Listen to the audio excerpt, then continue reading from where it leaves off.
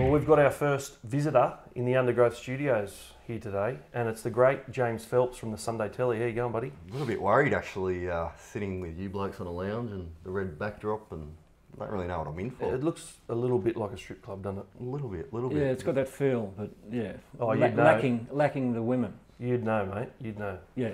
So, mate, come on, what's some hot topics? Give us some gossip, give us some stuff that's going to go viral and get us a heap of hits. Well, I think the first thing we've got to talk about is Mitchell Pearce. Obviously, the big news is he's back in the country and he's faced the media. It was pretty full on what he had to do. He rolled straight off the plane and was confronted by the whole press, organised by the club. And the next day they rolled him out for one-on-one interviews with pretty much everyone that had a media card in Australia. But today, a bit of news came out, and that is it looks like they're getting ready to play him for next week. They've set it up, so they've said that the penalty he's already suffered already. He's missed 2 months worth of training. He missed the World Club stuff. He missed the nines, and he's going to miss the South Class. So he suffered missing 4 weeks of pre-season. Well, it wouldn't sound like a punishment for you. You hated pre-season. Sounds like a bloody dream to me. But it looks like everything they've done has paved the way for him to go out and play football again the week after next. He mightn't suffer an NRL penalty, just one game. I mean, what do you guys think about that? Yeah, well, that's one game. Yeah, geez, I probably expected a lot more.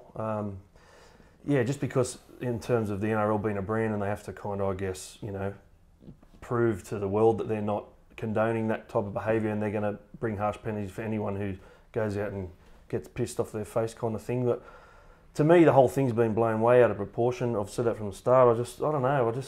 I just look at it and see it for what it is, and there's 4 points in the video that he's getting pinpointed for, and for me, 3 of them aren't that bad. The worst thing I feel like was that the dog looked a bit scared, and as I said on another show earlier I do with Den and Kemp, if it was a Rottweiler, I don't think anyone would give a shit.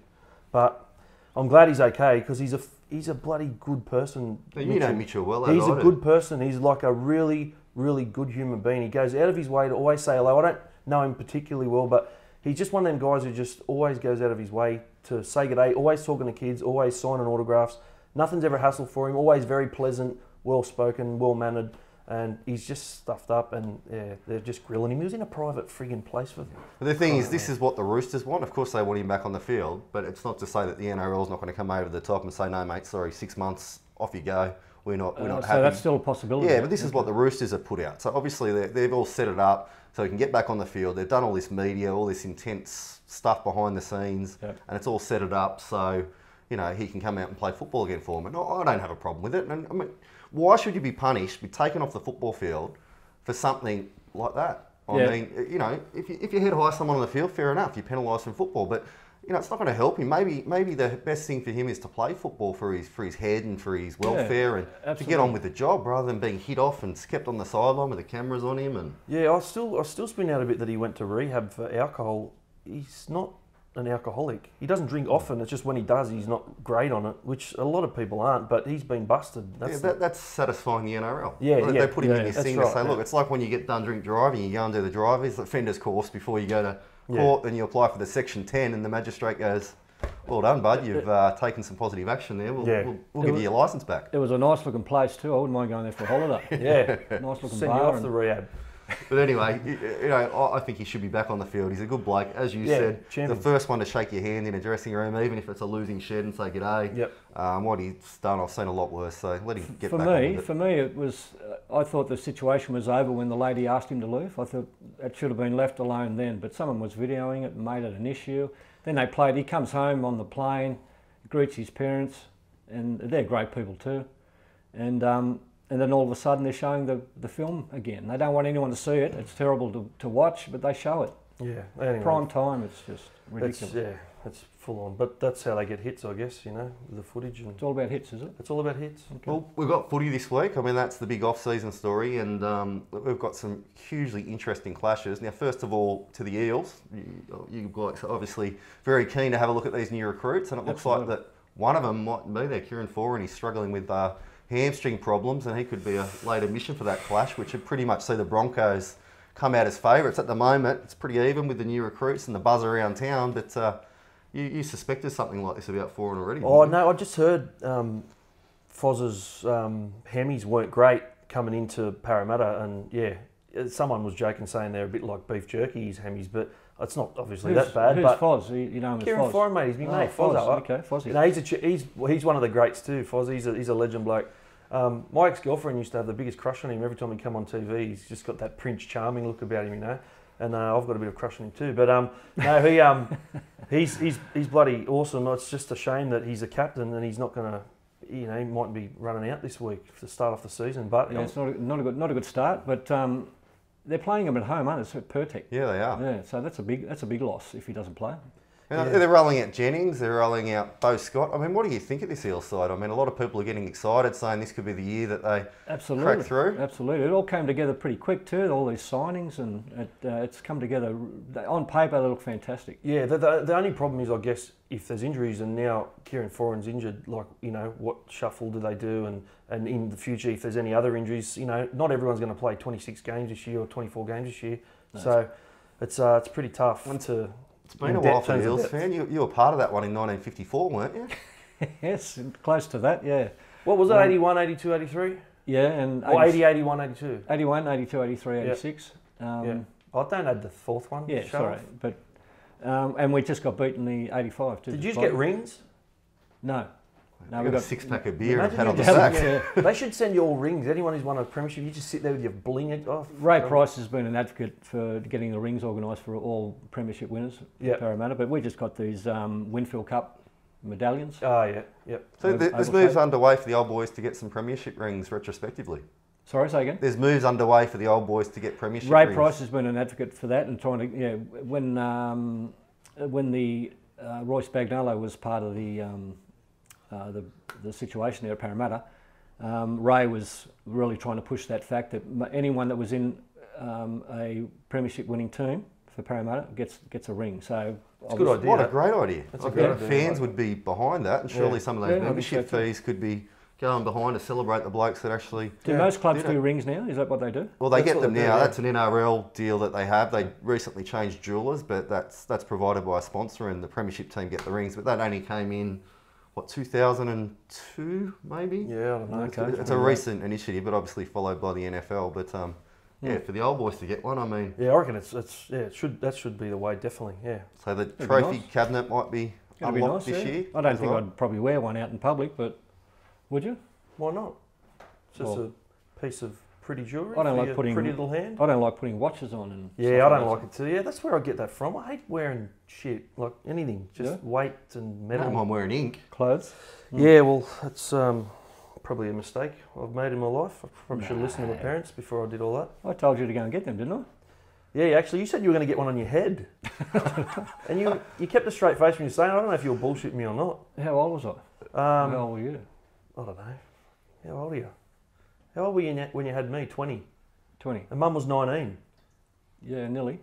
Nearly 19. No, she was nearly 20. What a tart. I want to talk a little bit about this, boys. One of the other things that I find interesting is I went to the Bulldogs trial game earlier this year, and sitting there looking at the Peter Moore scoreboard, and there young Ben Anderson, who's Chris's son, walks past, shakes my hand, and he's just been given the job as the under-20s NYC coach. And how good's that? It's the Moore dynasty continuing. I mean, we haven't had a Moore there since Kevin Moore was sacked in 2011. Yeah. Now we've got another one there. We've got this family club again with an Anderson there. And I was thinking, wait, we've got Eric Groth Sr., we've got Eric Groth Jr. When are we going to have the next Eric Groth in the NRL? Well, I could coach first grade. You could be my assistant. No, we need to play. You tried coaching. Yeah. You're too nice. I didn't like the fact that they had to run around the field and they got sweaty and a couple of them started vomiting and stuff like that. It just brought it all back to me, and I thought, no, I can't do this. Yeah. Like, how can you push that onto someone to do that sort of thing when you didn't like it yourself? Before I disappear, I'll give you some team news, and this one mightn't be named when the team lists come out, but I'm pretty confident that Chris Lawrence is going to be moved into 5'8" for the Tigers. Big clash this weekend. Wow. Now, Robbie Farah's out, so there's some conjecture about the hooker spot. I hear they're going to put Little Horn in there, and he'll be playing hooker. And we'll have Chris Lawrence at 5'8", and then they'll swap that around at half time and bring Cherrington into the hooker role, shift the other bloke back to 5'8", and Lawrence will go back into the forwards. But JT's a bit worried about the size of Cherrington. He doesn't want him in that initial big stuff, so he's going to keep him out. Okay. When they're a bit fatigued, getting on there. It's a pretty big experiment. Like Chrissy's not getting any younger. Yeah, but you know what? It's kind of smart too. I actually don't know how good he is a passer of the football, but he's definitely got that. He's got that bigger, tougher kind of 5'8" style. I'll Trent Barrett a little bit, you know, a bit Surely powerful. you can pass better than a winger. Well, mate, hey, I'll have you know that Brian Smith said I was the best passer in the club in 2004. Because before training, we'd have to do so many passes left and right, and I just started nailing them. And I'd get to a game and they just go to the ground. And Are you the Dogs one? 2004, yeah.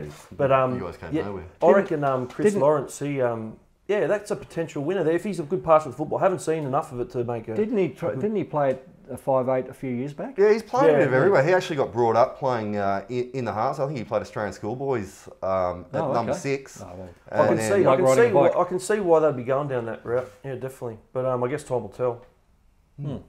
He'd be great. Yeah, well, he's at centre. He was great on the edges and putting someone through. Yeah, absolutely. I think it's a good thing.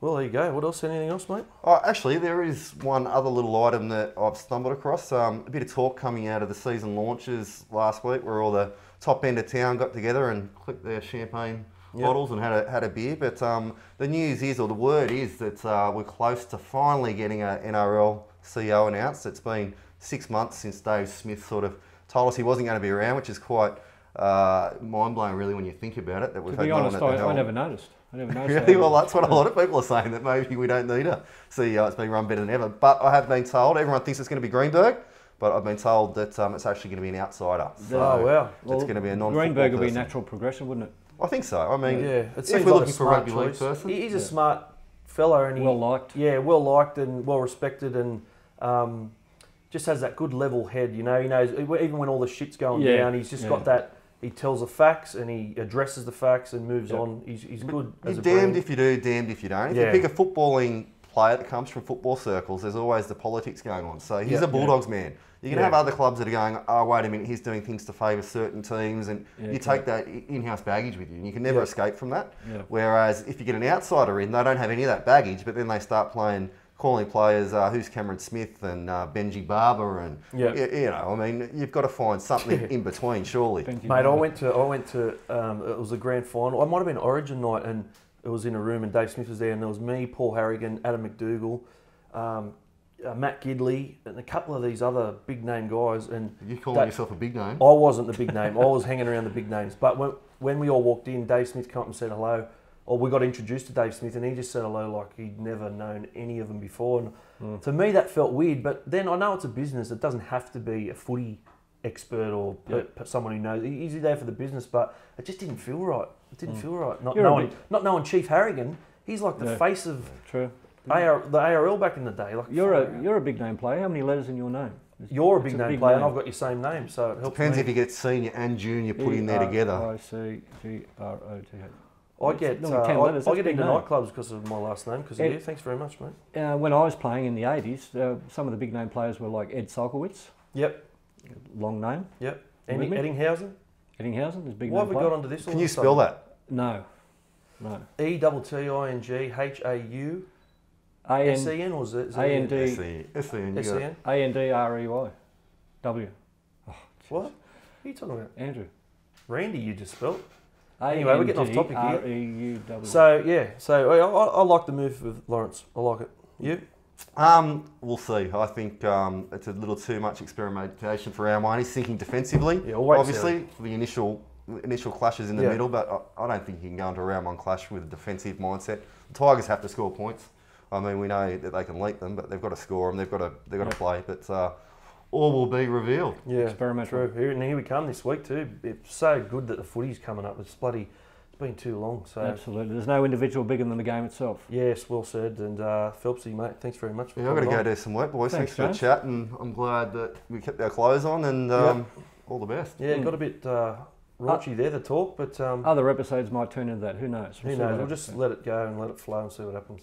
But no, thanks for coming on, mate. It's good. Cheers, boys. Thanks, mate. The first guest.